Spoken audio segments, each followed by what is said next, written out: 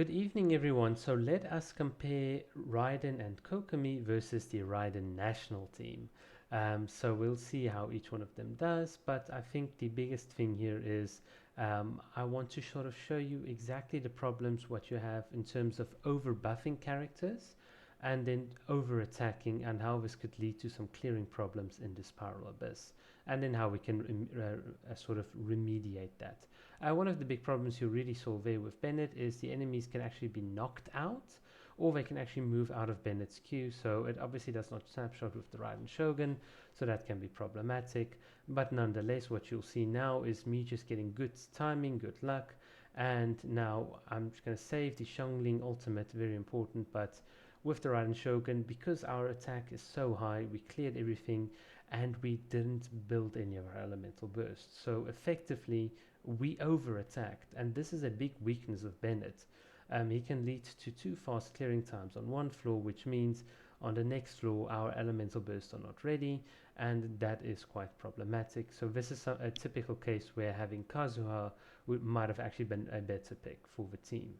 But nonetheless, so we're just gonna now waste time getting our elemental burst up, and we now have to use like different characters. We have to mess up our rotation. We have to do a desynchronous play just to get everything up. Otherwise, we lose DPS. And this is something that the Fury Crafters and Kaching mains and all of them don't really talk about. So the big point that I'm trying to make here is once you have characters that are, and again all the characters here are C6 except for Bennett, he's at C5. They all have decent weapons, decent artifacts, decent talents, so you can trust me on that.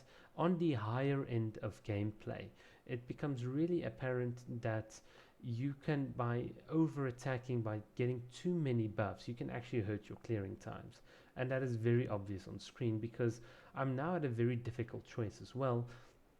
Do I attack too much, and if I do it, then I'm going to get the same problem on the next floor, or do I under attack? In other words, I just slow down my gameplay, try and get my elemental burst back up, but then I'm going to lose time on the clock and then overall DPS. So what happens is an over attacking team has led to a weird bizarre situation now that they are under attacking, just so that they can be ready for and compensate on the next floor. And you'll see exactly how I solved this problem with Raiden Kokomi a bit later on. Obviously in the Spiral Abyss, RNG is one thing, enemy positioning is one thing, so I try to give an example of where things might be as comparable as possible, but I do anticipate that we might get like a couple of people not agreeing with what I'm doing. Hopefully you might agree with the rotations I'm using. I did follow a couple of guides. But the other problem that I also have with the national team is they've got so many different rotations to work through in order to sort of snapshot with the Bennett buff that you don't really get the full benefit like with the Raiden Shogun, like you might do with Kujosara that can just sort of focus all of her buffs on her. And then of course here's another big problem with the national team. They're not very tanky, so you will see the Raiden Shogun's health actually go down here, and you can see it, boom, I'm going to be forced to swap off. And had the battle continue, had we had like another wave of enemies, you could see how this can be problematic. So even with Bennett's ultimate, the enemies can move, you can lose that healing, it is quite problematic.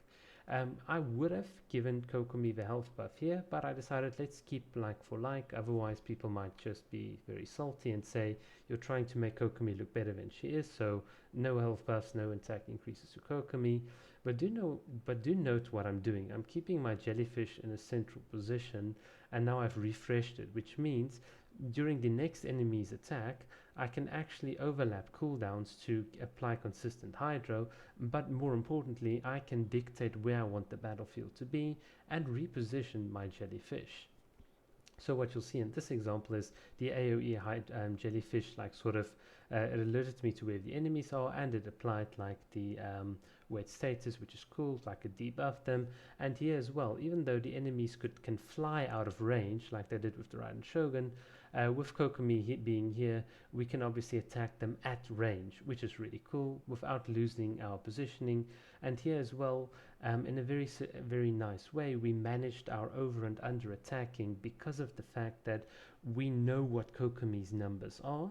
So because of the fact that Kokomi doesn't do crit damage, we can actually plan around how we wish to mediate our attack. So if we feel like we're over attacking, we can actually swap to Kokomi to reduce that DPS while still not being too much of a drag on the clock. So we'll still get the enemy's health down.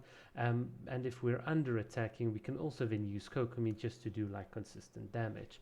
And you can see it paid dividends, the fact that we didn't over attack on the last floor, because now we're in a very interesting position where we can just, like, because I know my Kokomi's numbers, I knew that I can get Magukenki right here, and even if he deals damage and I mess up my iframes, I've got a literal Barbara Q on a jellyfish tick, which is really strong, and I'm just going to attack Magukenki. I'm not worried about Raiden Shogun's health. Even though she took some damage, and now I can go back to Kokomi. I can tank if I really wanted to, and I know Kokomi's numbers, so I know that we're going to be in a very comfortable range once we are done here with Magukenki, which will then again set us up really nicely for the third floor. And this is the cool thing about Kokomi as well, you can cancel early in certain situations where necessary, and then you can use Raiden then just to sort of build back that elemental burst up. So hopefully you guys can see already how I'm managing my elemental burst just with Kokomi and Raiden. Of course, they could be in like a full team, and then that would have like different implications, and we would definitely beat like the national teams times by like a mile. I mean, this is the problem with the national team at the higher end of gameplay. Like when you have like multiple constellations and good weapons, they really tend to fall off very easily.